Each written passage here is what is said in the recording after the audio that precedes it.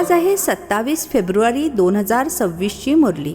महावाक्य आहे, गोड मुलांनो, तुम्ही या कब्रस्तानला परिस्तान बनवत आहात.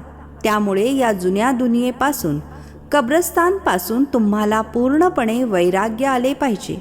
प्रश्न आहे, बेहदचे बाबा आपल्या रुहानी मुलांचे वंडरफुल सर्वंट आहेत, ते कसे?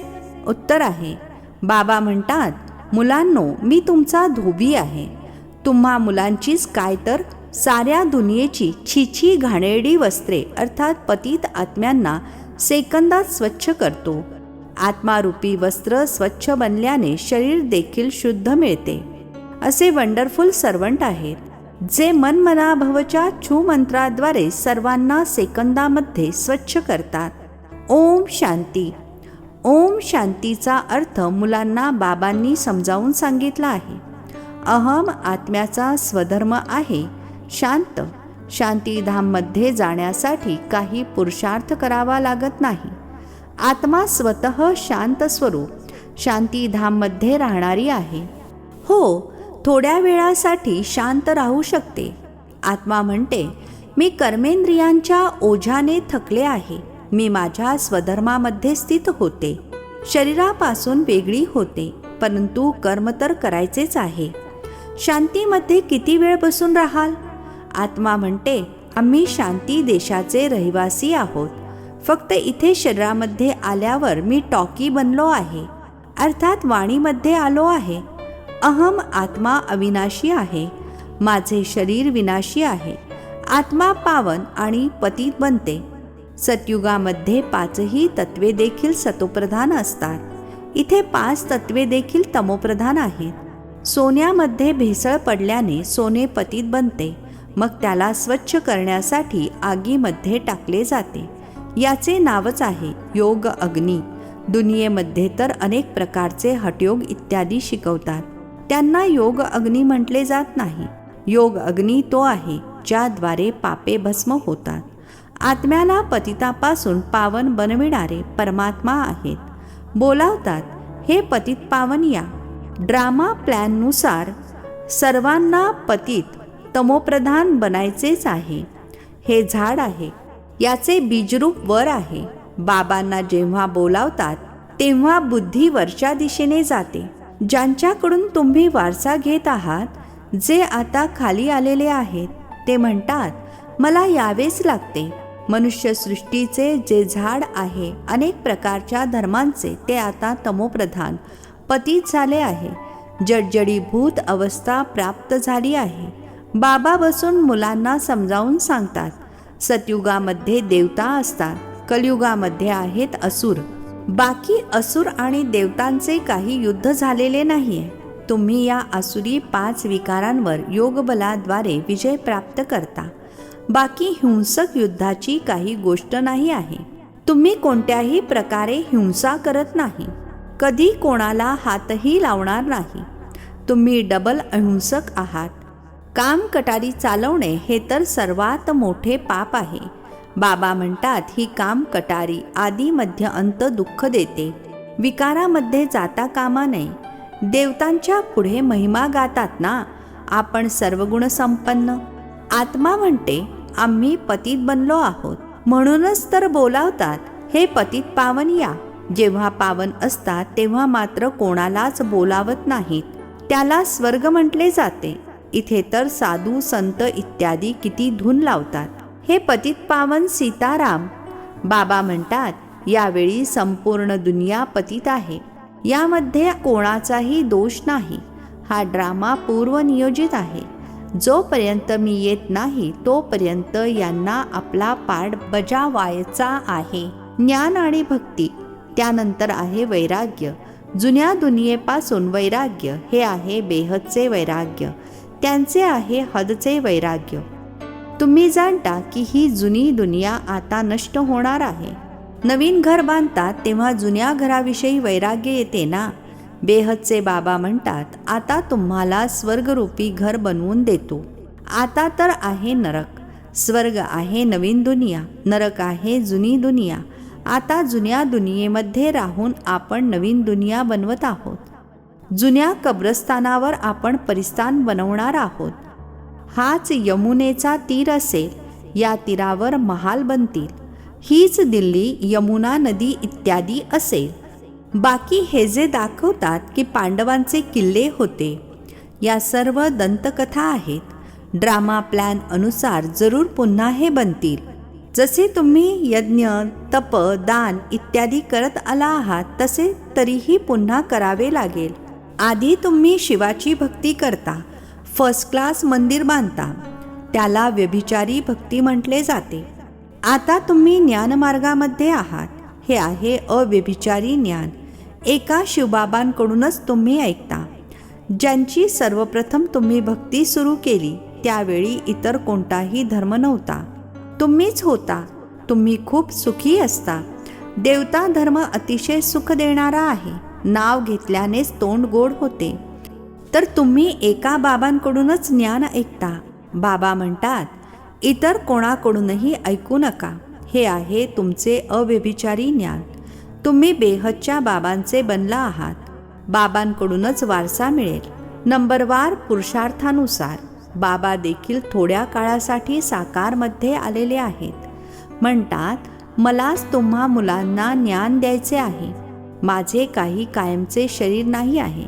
मी यांच्यामध्ये अर्थात ब्रह्मा बाबांच्या तनामध्ये प्रवेश करतो. शिवजयंतीनंतर लगेच गीता जयंती होते. तेव्हापासूनच ज्ञान सुरू होते. ही रुहानी विद्या तुम्हाला सुप्रीम रूहच अर्थात परम आत्माच देत आहेत. काही पाण्याची गोष्ट नाहीये. पाण्याला थोडेच ज्ञान म्हणणार.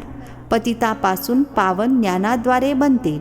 पाण्याने थोडेच पावन बनतील. नद्या तर संपूर्ण दुनियेमध्ये आहेतच. हे तर ज्ञानसागर बाबा येतात. यांच्यामध्ये अर्थात ब्रह्मा बाबांमध्ये प्रवेश करून नॉलेज ऐकवतात. इथे जेव्हा कोणाचा मृत्यू होतो, तेव्हा त्यांच्या मुखामध्ये गंगेचे पाणी घालतात. समजतात की हे जल पतितापासून पावन बनविणारे आहे, म्हणून तो स्वर्गामध्ये जाईल. इथे देखील गोमुखावर जातात. खरे तर गोमुख तुम्ही चैतन्य आहात. तुमच्या मुखातून ज्ञान अमृत निघते. गायीपासून दूध मिळते. पाण्याची काही गोष्ट नाहीये. हे आता तुम्हाला ठाऊक झाले आहे. तुम्ही जाणता, ड्रामामध्ये जे एकदा झाले आहे ते पुन्हा 5000 वर्षांनंतर हुबेहूब रिपीट होणार. हे बाबा बसून समजावून सांगतात, जे सर्वांचे सद्गतीदाता आहेत. आता तर सर्वजण दुर्गतीमध्ये पडून आहेत. या अगोदर तुम्ही जाणत नव्हता की रावणाला का जाळतात. आता तुम्ही समजता. बेहदचा दसरा होणार आहे. संपूर्ण सृष्टीवर रावणाचे राज्य आहे ना. ही संपूर्ण जी पृथ्वी आहे ती लंका आहे. रावण काही मर्यादित ठिकाणी राहत नाही. रावणाचे राज्य संपूर्ण सृष्टीमध्ये आहे. भक्ती देखील अर्धा कल्प चालते. अगोदर असते अव्यभिचारी भक्ती, नंतर मग व्यभिचारी भक्ती सुरू होते. दसरा, रक्षाबंधन इत्यादी सर्व आताचे सण आहेत. शिवजयंती नंतर असते श्रीकृष्ण जयंती. आता श्रीकृष्णपुरीची स्थापना होत आहे. आज कंसपुरीमध्ये आहोत, उद्या कृष्णपुरीमध्ये असणार. श्रीकृष्ण थोडाच इथे असू शकतो. श्रीकृष्ण जन्म घेतोच मुळी सतयुगामध्ये. तो आहे पहिला राजकुमार. शाळेमध्ये शिकायला जातो. जेव्हा मोठा होतो तेव्हा गादीचा मालक बनतो. बाकी ही रासलीला इत्यादी ते तर आपसामध्ये आनंद साजरा करत असतील. परंतु श्रीकृष्ण कोणाला बसून ज्ञान सांगतील, हे कसे होऊ शकते. सर्व महिमा एका शिवबाबांची आहे, जे पतितांना पावन बनवतात. तुम्ही एखाद्या मोठ्या अधिकाऱ्यांना हे ज्ञान समजावून सांगा, तर ते म्हणतील तुम्ही बरोबर सांगत आहात. परंतु ते इतर कोणाला हे ज्ञान ऐकवू शकणार नाही. त्यांचे कोणी ऐकणारही नाही. बीके बनला की सर्व म्हणतील यांना तर जादू लागली आहे. बीकेचे नाव ऐकले की बस समजतात की या जादू करत असणार. थोडे कोणाला ज्ञान द्या तर म्हणतात या बीके जादू करतात. बस या तर आपल्या दादांशिवाय दुसऱ्या कोणालाच मानत नाहीत. भक्ती इत्यादी काहीच करत नाहीत. बाबा तर म्हणतात कोणालाही मनाई करू नका की भक्ती करू नका, ती आपोआपच सुटेल. तुम्ही भक्ती सोडता, विकार सोडता, यावरून हंगामा होतो. बाबांनी सांगितले आहे, मी रुद्र ज्ञान यज्ञ रचतो. यामध्ये आसुरी संप्रदायाची विघ्ने पडतात. हा आहे शिवबाबांचा बेहदचा यज्ञ, ज्यामध्ये मनुष्यापासून देवता बनतात. गायन देखील आहे, ज्ञान यज्ञातून विनाश ज्वाळा प्रज्वलित झाली. जेव्हा जुनी दुनिया विनाश होईल तेव्हाच तुम्ही नवीन दुनियेमध्ये राज्य कराल. मनुष्य म्हणतील, आम्ही म्हणतो शांती व्हावी आणि या बीके म्हणतात विनाश व्हावा. बाबा समजावून सांगतात, ही सारी जुनी दुनिया या ज्ञान यज्ञामध्ये स्वाहा होईल. या जुन्या दुनियेला आग लागणार आहे. नैसर्गिक आपत्ती देखील येतील. विनाश तर व्हायचाच आहे. मोहरीप्रमाणे सर्व मनुष्य चिरडून नष्ट होतील, बाकी आत्मे वाचतील. हे तर कोणीही समजू शकते. आत्मा अविनाशी आहे. आता ही बेहदची होलिका होणारच आहे, ज्यामध्ये सर्व शरीरे नष्ट होतील, बाकी आत्मे पवित्र बनून निघून जातील. आगीमध्ये वस्तू शुद्ध होते ना. हवन करतात शुद्धतेकरिता. या सर्व आहेत भौतिक गोष्टी. आता तर संपूर्ण दुनिया स्वाहा होणार आहे. विनाश होण्यापूर्वी स्थापना जरूर झाली पाहिजे. कोणालाही समजावून सांगताना आधी हे सांगा की अगोदर स्थापना, नंतर विनाश. ब्रह्माद्वारे स्थापना. प्रजापिता तर प्रसिद्ध आहेत ना. आदिदेव आणि आदिदेवी. जगत अंबेची देखील लाखो मंदिरे आहेत. कितीतरी जत्रा भरतात. तुम्ही आहात जगत अंबेची मुले. ज्ञान ज्ञानेश्वरी. नंतर मग बनाल राजराजेश्वरी. तुम्ही अतिशय श्रीमंत बनता आणि मग भक्ती मार्गामध्ये लक्ष्मीकडून दीपावलीला विनाशी धन मागतात. इथे तर सर्व काही मिळते. आयुष्यमान भव, पुत्रवान भव. तुम्ही जाणता आपले आयुष्य 150 वर्षांचे असते. बाबा म्हणतात, जितका योग लावाल तितके आयुष्य वाढत राहील. तुम्ही ईश्वराशी योग लावून योगेश्वर बनता. मनुष्य तर आहेत भोगेश्वर म्हटले देखील जाते. विकारी मूत पलिती कप्पड धोय. बाबा म्हणतात, मला धोबी देखील म्हणतात. मी येऊन सर्व आत्म्यांना स्वच्छ करतो, तर मग शरीर देखील नवीन शुद्ध मिळणार. बाबा म्हणतात, मी सेकंदामध्ये संपूर्ण दुनियेचे कपडे स्वच्छ करतो. केवळ मनमनाभव झाल्याने आत्मा आणि शरीर पवित्र बनतील. छूमंतर आहे ना. सेकंदामध्ये जीवनमुक्ती किती सोपा उपाय आहे. बाबांची आठवण करा तर पावन बनाल. चालता फिरता फक्त बाबांची आठवण करा. अजून काही थोडासुद्धा तुम्हाला त्रास देत नाही. फक्त आठवण करायची आहे. आता तुमची प्रत्येक सेकंदाला चढती कला होत आहे. बाबा म्हणतात, मी तुम्हा मुलांचा सर्वंट बनून आलो आहे. तुम्ही बोलावलेच आहे की हे पतित पावन या, येऊन आम्हाला पावन बनवा. ठीक आहे मुलांनो, आलो आहे तर सर्वंट झालो ना. जेव्हा तुम्ही खूप पतित बनला आहात तेव्हाच तुम्ही मोठ्याने ओरडत आहात. आता मी आलो आहे. मी कल्पकल्प येऊन तुम्हा मुलांना हा मंत्र देतो. माझी आठवण करा तर तुम्ही पावन बनाल. मन मना भवचा अर्थ आहे मन मना भव, मध्याजी भव. अर्थात बाबांची आठवण करा तर तुम्ही विष्णुपुरीचे मालक बनाल. तुम्ही आलाच आहात विष्णुपुरीचे राज्य घेण्यासाठी. रावणपुरी नंतर आहे विष्णुपुरी. कंसपुरी नंतर कृष्णपुरी. किती सोपे करून सांगितले जाते. बाबा म्हणतात, या जुन्या दुनियेमधला मोह काढून टाका. आता आपण 84 जन्म पूर्ण केले आहेत. हा जुना चोला अर्थात शरीर सोडून आपण नवीन दुनियेमध्ये जाणार आहोत. आठवणीनेच तुमची पापे नष्ट होत जातील. इतकी हिंमत केली पाहिजे. ते तर ब्रह्मची आठवण करतात. समजतात की ब्रह्ममध्ये लीन होणार, परंतु ब्रह्म तर आहे राहण्याचे ठिकाण. ते लोक समाधी लावून बसतात. बस मी ब्रह्ममध्ये जाऊन लीन होणार, परंतु असे परत तर कोणी जाऊ शकत नाही. ब्रह्मतत्वासोबत योग लावल्याने पावन काही बनणार नाही. एकही जाऊ शकणार नाही. पुनर्जन्म तर घ्यावाच लागतो. बाबा येऊन सत्य सांगतात. सचखंड सच्चे बाबा स्थापन करतात. रावण येऊन झूट खंड बनवतो. आता हे आहे संगमयुग. यामध्ये तुम्ही उत्तम ते उत्तम बनता, म्हणून याला पुरुषोत्तम म्हटले जाते. तुम्ही कवडीपासून हिऱ्यासारखे बनता, ही आहे बेहदची गोष्ट. उत्तम ते उत्तम मनुष्य आहेत देवता. तर आता पुरुषोत्तम संगमयुगावर तुम्ही बसला आहात. तुम्हाला पुरुषोत्तम बनविणारे आहेत उच्च ते उच्च बाबा. उच्च ते उच्च स्वर्गाचा वारसा तुम्हाला देतात. मग तुम्ही हे विसरता कसे? बाबा म्हणतात माझी आठवण करा. मुले म्हणतात बाबा कृपा करा, म्हणजे आम्ही विसरणार नाही. हे कसे होऊ शकते?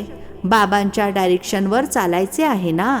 बाबा म्हणतात माझी आठवण करा, तर तुम्ही पतितापासून पावन बनाल. सल्ल्यानुसार चला ना.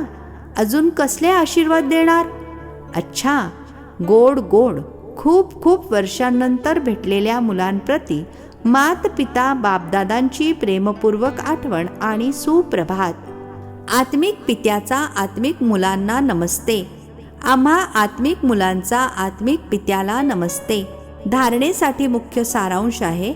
पहिला पॉइंट आहे, बाबांच्या प्रत्येक डायरेक्शन प्रमाणे चालून स्वतःला कवडीपासून हिऱ्या समान बनवायचे आहे. एका बाबांच्या आठवणीमध्ये राहून आपल्या वस्त्राला अर्थात शरीराला स्वच्छ बनवायचे आहे. दुसरा पॉइंट आहे, आता नवीन घरामध्ये जायचे आहे, त्यामुळे या जुन्या घरापासून बेहदचे वैराग्य ठेवायचे आहे. नशा असावा की या जुन्या कब्रस्तानावर आम्ही परिस्तान बनवणार आहोत. आजचे वरदान आहे, दयेच्या दृष्टीद्वारे घृणेच्या दृष्टीला समाप्त करणारे नॉलेजफुल भव. दयेच्या दृष्टीद्वारे घृणेच्या दृष्टीला समाप्त करणारे नॉलेजफुल भव. स्पष्टीकरण आहे, जी मुले एकमेकांच्या संस्कारांना जाणून संस्कार परिवर्तनाच्या धूनमध्ये राहतात, ती कधी असा विचार करत नाहीत की हे तर असेच आहेत. त्यांना म्हणणार नॉलेजफुल. ते स्वतःला बघतात आणि निर्विघ्न राहतात. त्यांचे संस्कार पित्यासमान दयाळूपणाचे असतात. दयेची दृष्टी घृणेच्या दृष्टीला नष्ट करते. अशी दयाळू मुले कधी आपसामध्ये कटकट करत नाहीत. ते सपूत बनून सबूत देतात, अर्थात सुपुत्र बनून पुरावा देतात. स्लोगन आहे, सदैव परमात्म चिंतन करणारेच निश्चिंत बादशहा आहेत. त्यांना कोणत्याही प्रकारची चिंता असू शकत नाही. सदैव परमात्म चिंतन करणारेच निश्चिंत बादशहा आहेत. त्यांना कोणत्याही प्रकारची चिंता असू शकत नाही. हे अव्यक्त इशारे एकता आणि विश्वासाच्या विशेषतेद्वारे सफलता संपन्न बना. स्वउन्नती आणि सेवेची उन्नती दोन्हीमध्ये एकाने सांगितले आणि दुसऱ्याने हाजी केले. असे नेहमी एकोप्याने आणि दृढतेने पुढे जात राहा. जसे दादींमध्ये एकोप्याचे आणि दृढतेचे संघटन एकदम पक्के आहे, तसे तुम्हा रत्नांचे देखील संघटन पक्के असावे. तेव्हा संघटनची शक्ती जे पाहिजे ते करू शकते. संघटनची निशाणी असलेले यादगार आहे 5 पांडव. अच्छा, ओम शांती. नवनवीन मराठी व्हिडिओज प्राप्त करण्यासाठी सबस्क्राईब करा मराठी गॉड रिपोर्ट चॅनलला.